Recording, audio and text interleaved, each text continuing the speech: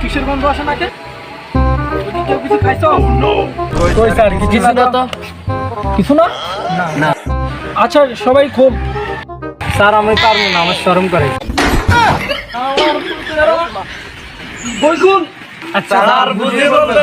আচ্ছা কাদের বলতো পদার্থ কাকে বলে?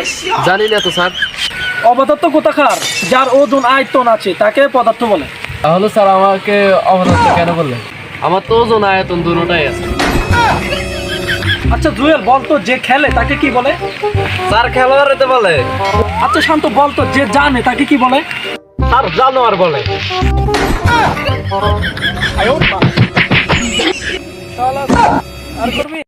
আচ্ছা কামরুল বলতো লেখাপড়া করে ডিগ্রি পেলে কি হয়?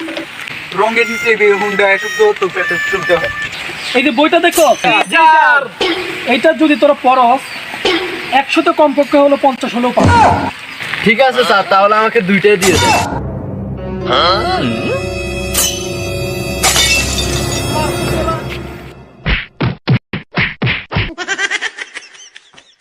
কাদের বলতো ব্যানানা শব্দের অর্থ কি?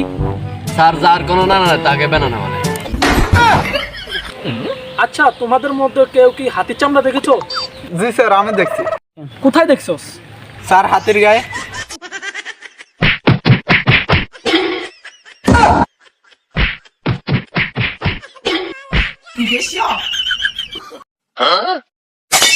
শালার পুত্রা একটা ঠিক মতো পারবার না, শুধু পটর পটর কথা বলো। আচ্ছা শান্ত বলতো তোর পকেটে ধর 4টা পয়সা রয়েছে, এখন একটা ছিদ্র দিয়ে 4টা পয়সা পড়ে গেছে, এখন তোর পকেটে আর কি আছে বলতো? স্যার শুধু একটা সেটা থাকে।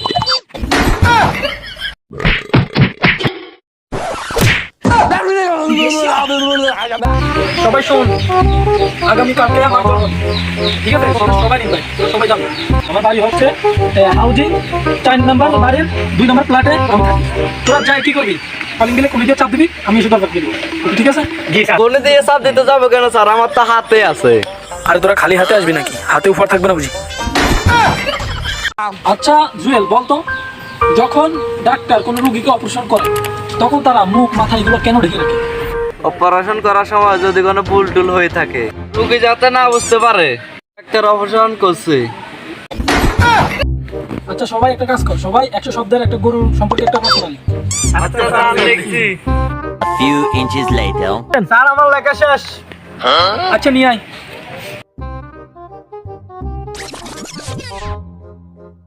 স্যার আমার আব্বা পাশের গ্রামে থেকে একটা গরু কিনে বাড়ি করেছিলেন, আমি তার সঙ্গে ছিলাম। পথে গরুটি আব্বাকে গুতিয়ে দিতেই তিনি গালাগালি শুরু করলেন।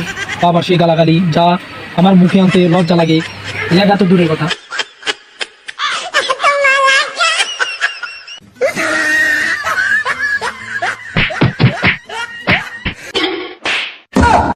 你别笑。